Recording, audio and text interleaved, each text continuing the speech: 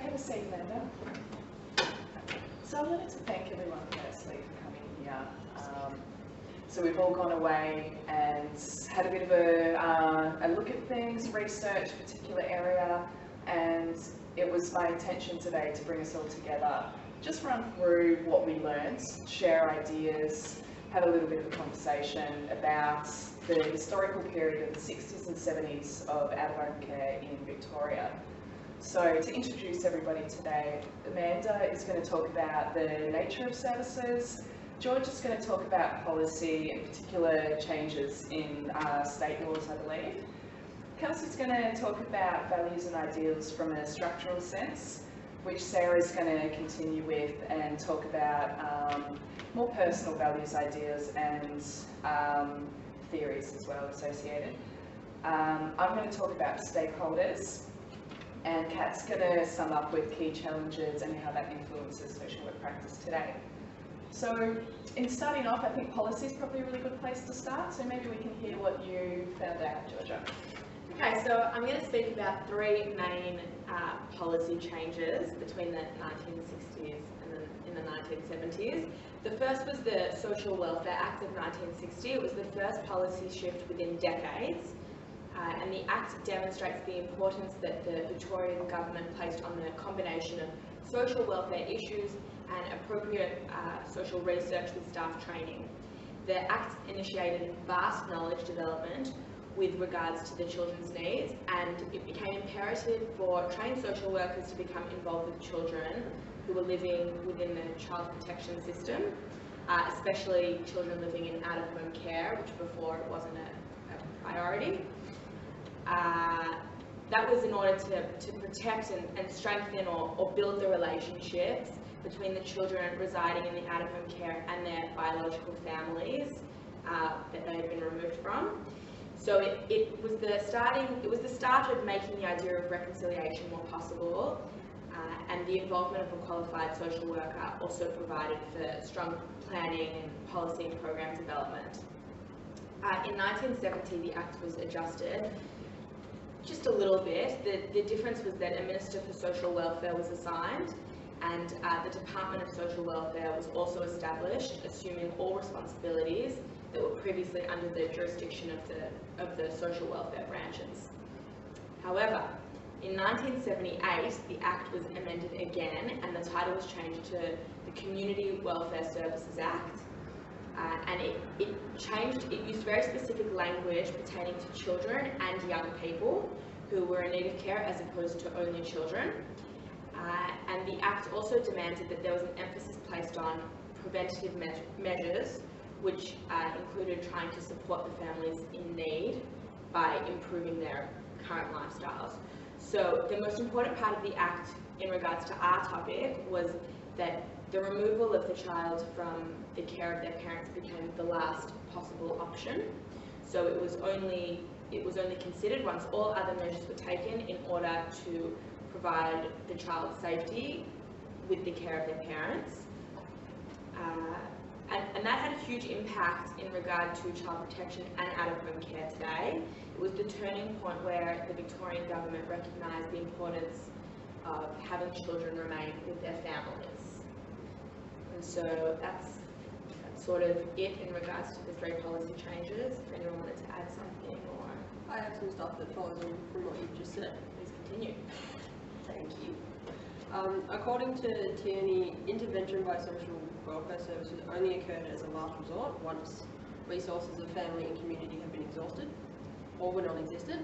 That was mentioned in, it was 1978, it was mentioned.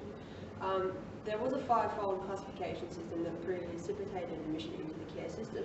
There had to be an admission of family affliction, family separation, difficult behaviour of the child was born out of wedlock, or if there was parental neglect of the child. If there was neglect of the child's needs, the child was placed into that care system under the fifth category as well as the first, second and third, regardless of whether or not those first three were present. However, if neglect was not present, the child was placed into the appropriate category. Neglect was specifically associated with lack of motivation or lack of knowledge when it came to parenting.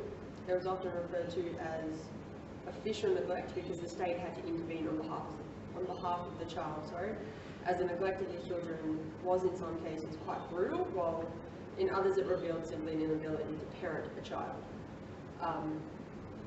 Mainly there were two reasons as to why children were determined to be states of reward and why they didn't return home.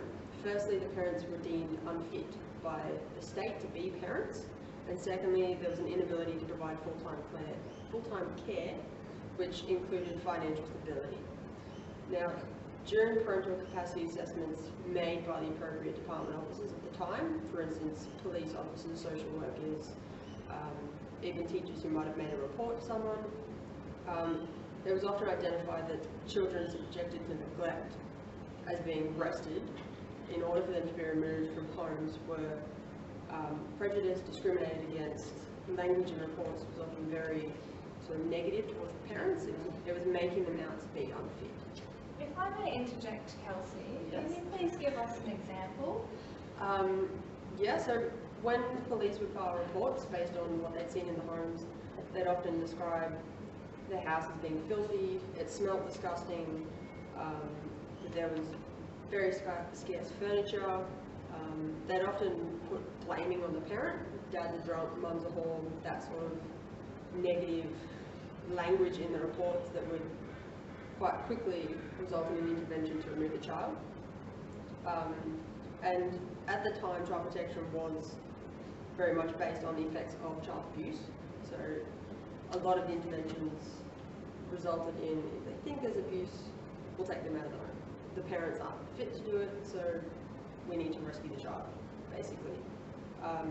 Service delivery is very child-focused, and normalisation was based on traditional social family values: mum, dad, 2 kids, good house, dog, those sort of things. And at the time, there were theories coming into play about the effects of institutionalisation, the effects that it was having on children as they were removed from care. And I think Sarah is going to discuss that. Yeah, I'll just go into the values and just, the ideals of that time. So there was a very strong focus on the family unit and the patriarchy. So men were basically considered to be the heads of the household, and all important events in society happened through men. If a family was struggling, they did not reach out for help. They either struggled silently or kept the issues within the family. It was all very hush-hush. There weren't too many services at all for single mothers, such as widows or divorcees or unwed mothers during this time. Instead of a strong community network or services provided to women who were single parents, keep in mind that women didn't really have jobs, or if they did have jobs, they weren't jobs of high position or high pay. So single income would be very hard to pay for utilities or groceries, school books, uniforms, food, and especially depending on how many children were dependent on the mother. And instead of having that support network from the government or others, their children were simply taken away from them.